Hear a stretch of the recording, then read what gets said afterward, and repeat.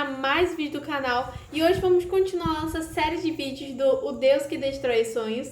E hoje, pessoal, o vídeo de hoje vai ser sobre a oração que destrói sonhos. E é isso, pessoal. Agora, para quem não tá entendendo, essa série de vídeos dessa mensagem, O Deus que Destrói Sonhos, além desse livro, eu vou deixar um link aqui, vai aparecer para vocês uma notificação, algumas apontas do vídeo, durante o vídeo, e vai aparecer os links para você assistir os outros vídeos que já foram postados. E para quem não sabe, esse é o último capítulo que a gente vai estar lendo, mas ainda não acabou. Tem um capítulo, tem mais outra coisa que eu não vou contar nesse vídeo. No próximo vídeo você vai descobrir o que é, tá bom, pessoal? Mas em si, hoje é o último capítulo do livro Deus que Destrói Sonhos. Então agora iremos ler a oração que destrói sonhos. Então, pessoal, sem mais enrolações, vamos começar a ler? Então vamos lá. Crianças geralmente chamam por seus pais quando querem alguma coisa. Mãe, mesmo sem comentários, eu nunca contei quantas vezes por dia meus filhos chamam pelo apartamento. Mãe, mãe, se minha esposa ganhasse R$1 a cada evocação, nós já teríamos viajado para Disney ou comprado uma lanchonete. Crianças, no entanto, são assim, a gente entende. O que a gente não entende nem aceita muito bem é aquele amigo ou amiga que só chama quando precisa de algum favor. Já dá até um mal-estar quando pipoca a mensagem no WhatsApp. Muitas vezes somos assim com Deus. Nossa relação com Ele é pautada quase que exclusivamente por orações pedindo alguma coisa. Geralmente associamos o poder da oração às mudanças que ela causa na nossa realidade e ao mover de Deus a nosso favor. Pensada assim, ela é só um meio para eu obter aquilo que quero ou preciso. Oração passa a ser encantamentos ou palavras mágicas ditas a um gênio da lâmpada. Ainda que a Bíblia fale que quem deseja se aproximar de Deus deve crer que Ele existe e que recompensa aqueles que os buscam, Hebreus 11:6. E várias narrativas bíblicas mostram pedidos atendidos. O todo da revelação deixa claro que a coisa mais preciosa que Deus pode dar a seu povo é a sua presença. Por isso, a oração pode ser resumida como um diálogo entre duas pessoas que querem se conhecer. É dar continuidade a uma conversa que Deus iniciou por meio da sua palavra e graça, que com o tempo vai se transformando no completo encontro com Ele. A oração pode ser entendida como uma resposta pessoal e comunicativa ao conhecimento de Deus. Existem aqueles que o conhecem de forma genérica, superficial. De fato, para esses, Ele é um nome que surge na boca quando o calo aperta. É o gênio da lâmpada e aquele que abençoa. A relação é pautada pela bênção e proteção. Ou, nas palavras de Keller, é um instinto humano de pedir ajuda com base num senso muito geral e desfocado de Deus. No entanto, existem aqueles que nasceram de novo e oram por meio do Espírito Santo. Esses tiveram a visão de Deus clareada pelas Escrituras. E para eles, a oração é muito mais do que petição, é rendição à soberana vontade de Deus.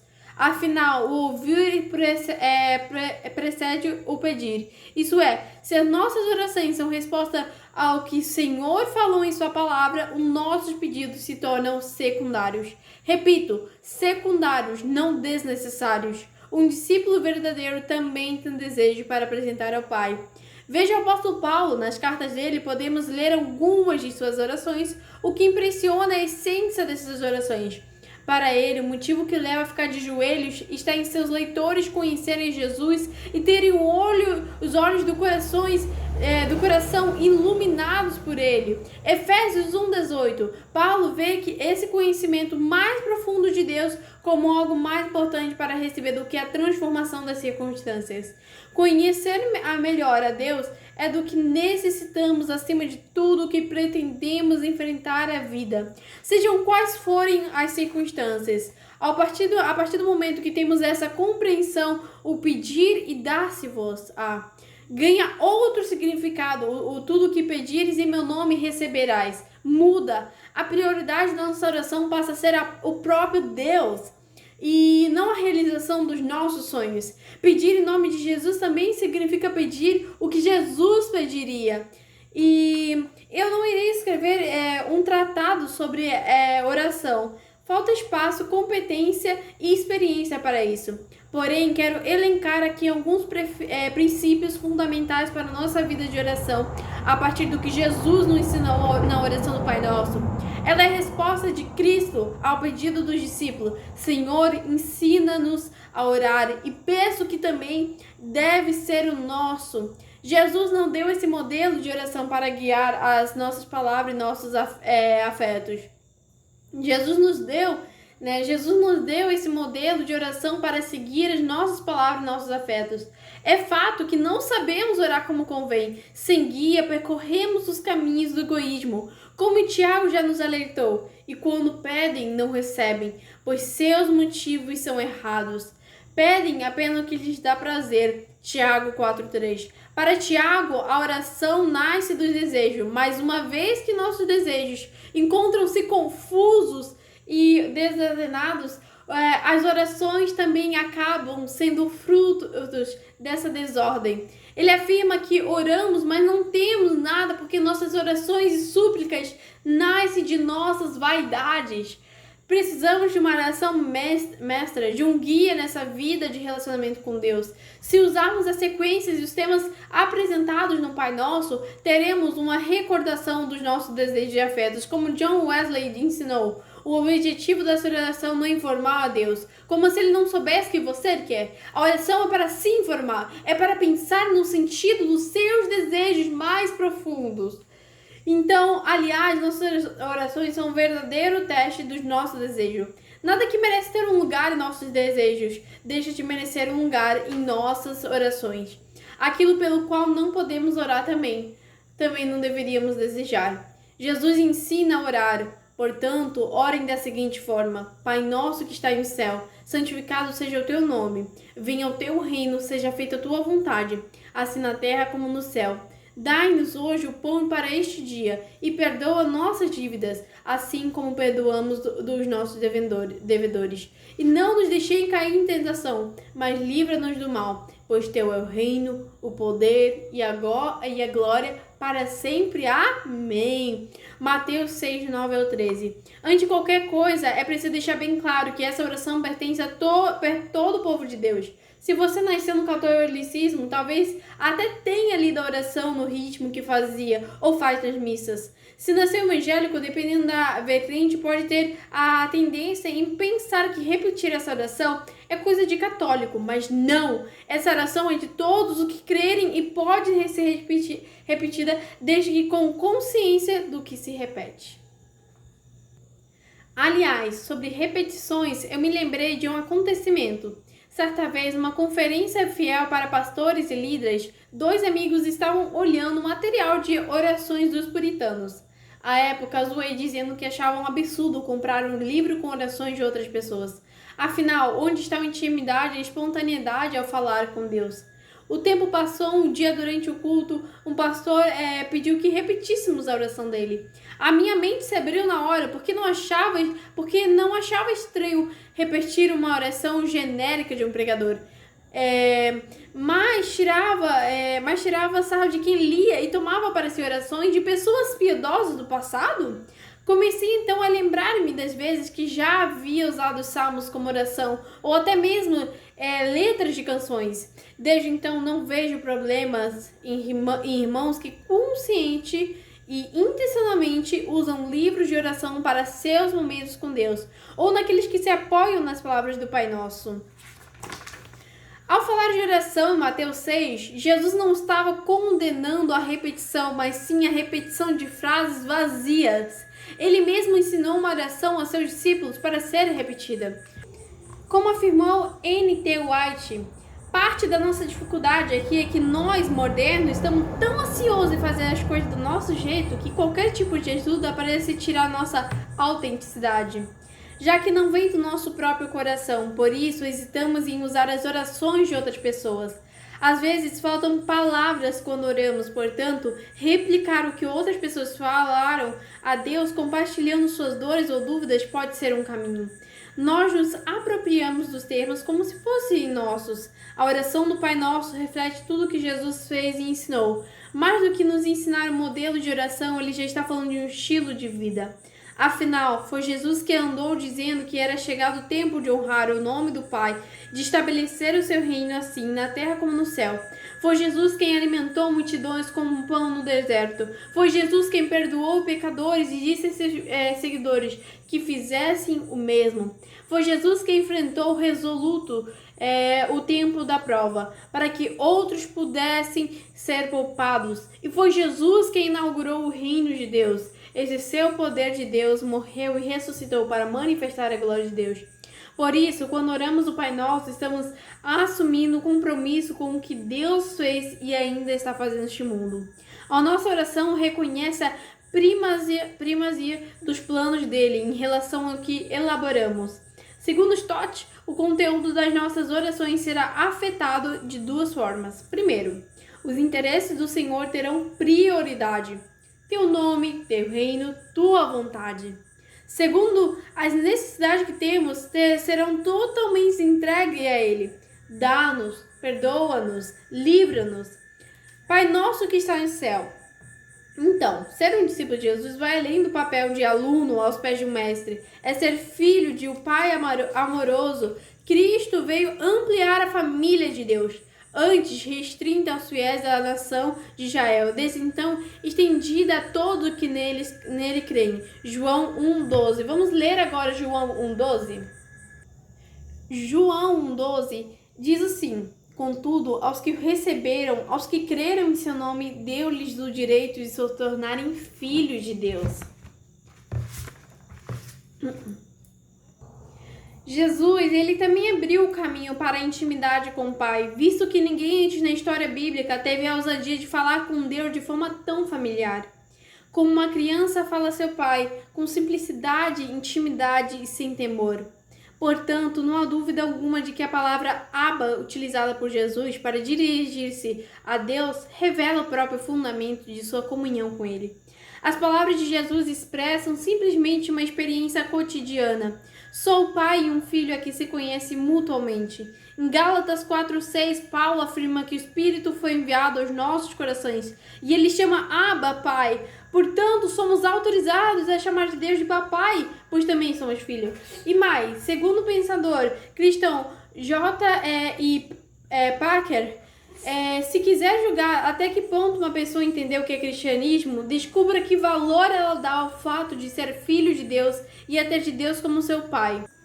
E se esse pensamento não dominar e controlar toda a sua atitude perante a vida, isso quer dizer que não entendeu bem o cristianismo. E o Pai é nosso, e quem chama Deus de Pai não foge da comunhão. O aspecto comunitário da vida de fé é latente nessa oração. Por mais que eu precise ter o meu secreto com Deus, não posso me ausentar da comunidade, da intercessão e da oração com os irmãos. É tudo nosso, a santidade, o clamor, o pão, o perdão, o livramento e o reino. Isso é tudo nosso. É importante frisar que toda essa intimidade disponível a nós por meio de Cristo possui limites, como já mostrado no capítulo sobre sermos escravos de Deus. Ele é o nosso Pai e está no céu e não podemos perder a dimensão da soberania e transcendência de Deus. As nossas orações precisam ter a intimidade suficiente para chamar Deus de Pai, mas a submissão consciente para pedir que a vontade dele seja feita. Santificado seja o teu nome. Como entender essa petição? Como santificar um nome que já é santo? Lutero respondeu o seguinte: para ser o mais claro possível, a resposta é: quando tanto nessa doutrina quanto na nossa vida estão fundamentados em Deus, são cristãs, pois visto que nessa oração chamamos a Deus de nosso Pai. É nosso dever sempre nos comportar como filhos piedosos que não envergonham, mas que com a vida dão a Ele honra e louvor. Santificar o nome de Deus é viver como alguém santo.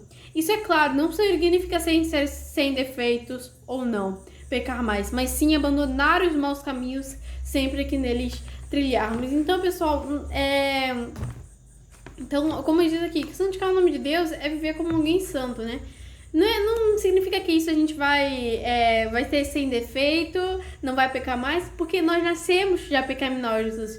Nós já nascemos, né, com pecado dentro de nós, né? Mas o que fala aqui, isso é claro, não significa ser sem defeito ou não pecar, mas sim abandonar os maus caminhos sempre que neles trilharmos. Significa que o nome de Deus não pode estar envolvido em falcatruas ou enganos. Esse pedido remete ao mesmo princípio do mandamento para não tomarmos o nome do Senhor em vão. Êxodo 27. Somos convocados a viver como aqueles que refletem o caráter deles. Afinal, o nome de Deus não é simples combinação das letras D, E, U e S, né? O nome representa a pessoa que usa, o seu caráter e a sua atividade. Portanto, o nome de Deus é o próprio Deus, como Ele em si mesmo e se tem revelado. Ao orarmos, santificado seja o teu nome, estamos pedindo a Deus que nos torne santos, que Ele age em nós como um ser com o seu poder purificador e que a sua igreja o glorifique na terra. Também estamos reclamando para que o próprio Senhor santifique o seu nome independentemente de nós. Venha o teu reino, seja feita a tua vontade, assim na terra como no céu. Do mesmo modo como Deus já é santo, mesmo assim orienta que santifiquemos o seu nome por meio do nosso testemunho. Ele também é rei, mas devemos manifestar esse reino por meio da nossa vida e pedir que venha de forma completa e plena. Como afirmou Stott, orar que o seu reino venha é adorar que ele cresça à medida que as pessoas se submetem a Jesus através do testemunho da igreja e que logo ele seja consumado com a volta de Jesus em glória para assumir o seu poder e o seu reino. Quando pessoas começam a se submeter ao reino de Deus e passam a viver como súditas dele, a vontade do Senhor é feita. É só a vontade dele que importa. Por isso, nosso testemunho é tão importante. Ele mostra que o novo já veio e que o futuro glorioso de Deus nos atingiu por meio do Evangelho de Jesus. A partir de Cristo, fomos encontrados pelo céu. Deus está entre nós. Uma nova realidade se tornou possível dentro desta realidade caída. Contudo, se somos conclamados a continuar rogando, venha o teu reino e seja feita a tua vontade, é porque tem mais para acontecer. Como podemos ver no Apocalipse, Deus virá uma vez por todas para acabar com o mal e fazer um novo mundo. Enquanto ele não volta, continuamos aqui, realizando a sua vontade. Nessa direção, Carson comentou: se o anseio profundo do meu coração é que a vontade de Deus seja feita, então ao fazer essa oração também estou prometendo que, com a ajuda e graça de Deus, vou fazer a vontade dele, até onde eu conheço. E eu conheço a vontade dele lendo as Escrituras. As primeiras 3 petições do Pai Nosso focam na glória de Deus, em seu reino e sua vontade. Como disse no início deste capítulo, usar essa estrutura na nossa oração nos faz entender as prioridades do Senhor e qual deve ser a nossa. Contudo, as necessidades não são deixadas de lado, como se ele não se importasse conosco. Stott complementa: tendo expressado nossa ardente preocupação com sua glória, expressamos agora nossa humilde dependência da sua graça. Quando compreendemos verdadeiramente que o Deus a quem oramos é o Pai Celeste e o grande Rei, colocamos nossas necessidades pessoais em lugar secundário e subsidiário, sem contudo eliminá-los. Dá-nos hoje o pão para este dia. No tempo de Jesus, a maioria dos trabalhadores recebia por dia de trabalho e ganhava tão pouco que o dinheiro só dava para as necessidades básicas diárias. Outro agravante era a possibilidade da perda da colheita, o que numa economia agrária é um verdadeiro desastre. Sendo assim, quando um discípulo do primeiro século fazia essa oração, estava clamando pelo básico da sua sobrevivência. Provavelmente a condição da maioria dos meus leitores não é a descrita acima. Entretanto, o princípio da petição permanece. O pão representa o essencial para a vida, aquilo de que realmente precisamos. Ao orarmos e meditarmos nessa petição, quem sabe nos daremos conta dos excessos da nossa cultura ocidental e da nossa própria vida. Quem sabe até venhamos a nos sentir tolos pedindo pelo pão de cada dia com a despensa cheia ou pão coberto de Nutella no café da manhã. Obviamente, Deus não é contra a prosperidade financeira, mas a Bíblia sempre exortou sobre os perigos das riquezas. E muitas vezes as nossas orações revelam um coração desejoso por riquezas e confortos deste mundo. Precisamos entender que o Senhor não é obrigado a atender ao nosso pedido por creme de avelã. Por outro lado, Ele jamais deixará faltar o pão de cada dia. Lutero tem um conceito interessante sobre essa petição. Pois quando mencionas pão diário e o pedes, oras por tudo o que é necessário para que possas ter e usufruir do pão diário. E por outro lado, te voltas contra tudo que impede de tê-lo e de desfrutá-lo. Portanto, precisa deixar teus pensamentos vaguear e te voltar para muitas coisas que não são para o forno ou saco de farinha. Antes, precisa pensar no campo e na terra, que produzem e trazem a nós o pão diário e todo tipo de alimento. Pois se a Deus não faz crescer, o abençoa e o protege de perdas, não poderíamos tirar o pão do forno nem colocá-lo sobre a mesa. E ao explicar esse trecho da oração, o reformador incluiu todos os processos que cercam a nossa vida e garantem paz e tranquilidade. Pois onde existe guerra, existe a chance de carência do pão, do básico, né? Então, por isso, para Lutero, nossa oração contém a intercessão pelos nossos vizinhos, mas também pelos governantes. E em 2020, vivemos o início de uma pandemia que levou muitos cristãos e irmãs a ficarem sem um pão diário. Vimos como foi essencial a disponibilização de benefícios sociais com auxílio emergencial e também a ação das igrejas e outros grupos no combate à fome. Ficou evidente que podemos viver sem alguns luxos e que na hora do aperto precisamos mesmo do pão de cada dia. E destaco ainda 2 pontos interessantes desse pedido. Primeiro, ele invoca a dependência, devemos pedir pelo pão diário, pois Deus é aquele que supre as nossas carências. E segundo, ele pede constância, visto que precisamos do básico todos os dias. Dependência e constância são 2 marcas da vida de oração de um discípulo. Aqui preciso citar Provérbios 38:9. Não me deis nem a pobreza nem a riqueza, dá-me o pão que for necessário, para não acontecer que, estando eu farto, te negue e diga, quem é o Senhor? Ou que, empobrecido, venha a furtar e profane o nome de Deus. E perdoa nossas dívidas assim como perdoamos nossos devedores. É incrível como a oração do Pai Nosso nos empurra para a fraternidade. Pedimos pelo pão da comunidade, o pão nosso, e devemos perdoar as dívidas e ofensas daqueles que vivem ao nosso redor. Somos a comunidade dos perdoados e que por isso perdoa. Esse tópico da oração é tão importante que depois de ensinar a oração modelo, Jesus volta ao tema nos versos 14 e 15 do mesmo capítulo. Seu Pai Celestial os perdoará se perdoarem aqueles que pecam contra vocês. Mas se vocês se recusam a perdoar os outros, seu Pai não perdoará seus pecados. Então, nós devemos perdoar o próximo para sermos perdoados, né? A gente pede perdão de Deus, mas a gente não perdoa o próximo. A gente quer o perdão, mas a gente não perdoa o próximo, né? Vamos refletir um pouco sobre isso. A parábola do credor incompassível é Mateus 18, 23 ao 35. Então leiam essa parábola, é muito importante que você leia essa parábola. Ela lança luz sobre como devemos entender essa parte da oração. Em linhas gerais, quer dizer que alguém que foi ou está sendo perdoado por Deus demonstra um comportamento semelhante ao do Pai. E o perdoa sempre, e o Pai sempre perdoa os que pedem perdão.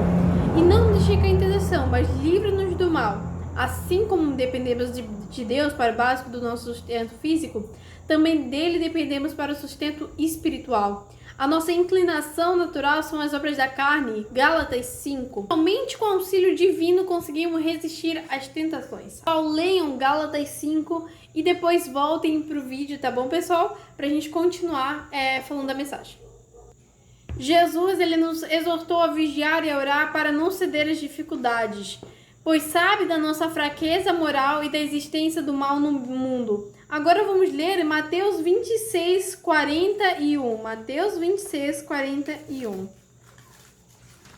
Mateus 26, 41 diz assim, eu vou ler para vocês, calma aí que eu me perdi, aqui. Vigiem e orem para que não caiam em tentação. O espírito está pronto, mas a carne é fraca. E com esse pedido estamos dizendo, Pai, não nos deixe numa situação em que possamos pecar contra o Senhor e contra os nossos irmãos. Não nos coloque em uma posição na qual podemos ceder pela pressão. E Deus, que o mal diário não nos afaste da sua vontade e que o seu reino se estabeleça plenamente, a fim de que o mal deixe de existir. Agora vamos ler Mateus 6,34, Mateus 6,34, que diz assim: portanto, não se preocupe com o amanhã, pois o amanhã trará suas próprias preocupações. Basta a cada dia o seu próprio mal. Ou seja, não se preocupe com amanhã, o que você vai fazer amanhã, o que vai acontecer amanhã. Se preocupe com hoje, porque o amanhã já está na mão de Deus. Em nome de Jesus. E quanto mais cedo entendemos que o cristianismo é um campo de batalha e não parque de diversões, mais consciência da importância desse pedido teremos. Lutero alertou: o diabo pode, neste exato momento, atirar uma flecha ao meu coração, a ponto de que eu só consiga resistir a muito esforço, pois ele é um inimigo que nunca desiste e ele nem se cansa. Assim que quando uma tentação acaba, sempre surgem outras diferentes e novas. Amado Pai, tu me ordenaste orar. Não permitas que eu que te abandone por causa das tentações. Pois teu reino, o poder e a glória para sempre é mim. Milena, minha filha, aprendeu muito cedo a orar o Pai Nosso. Com o passar dos anos, desafio a ensiná-la sobre a profundidade de cada uma das petições que formam essa oração. É fazê-la compreender o estilo de vida que essa oração comunica. Se eu falhar em ensiná-la, ela estará dia após dia jogando suas palavras ao vento e usando várias repetições. Então, pessoal, é muito importante também a gente não só repetir a oração do Pai Nosso, mas a gente não saber nem o que fala, né? Não tá entendendo nada. Como assim que seja feita a tua vontade, a vontade de quem? Então, é muito importante que a gente não só repita essa oração, mas que a gente entenda essa oração, que a gente entenda o que ela fala, né? Que é algo impressionante, né? São frases incríveis, assim. E hoje a gente conversou sobre cada uma dessas frases. Então eu espero que vocês tenham gostado. Espero que vocês tenham gostado dessa mensagem. A mensagem de hoje foi sobre a oração, que é das traições. Se vocês gostaram desse vídeo, deixe seu like, se inscreva aqui no canal, ative o sininho das notificações para você não perder nenhum vídeo. E não esqueça de assistir os próximos vídeos, porque ainda não acabou os vídeos do livro Deus que Destruições. Acabou, pessoal, os capítulos, mas ainda falta mais uma coisinha. Só que eu não vou dar spoiler pra vocês. Vocês vão ter que assistir o próximo vídeo, tá bom, pessoal?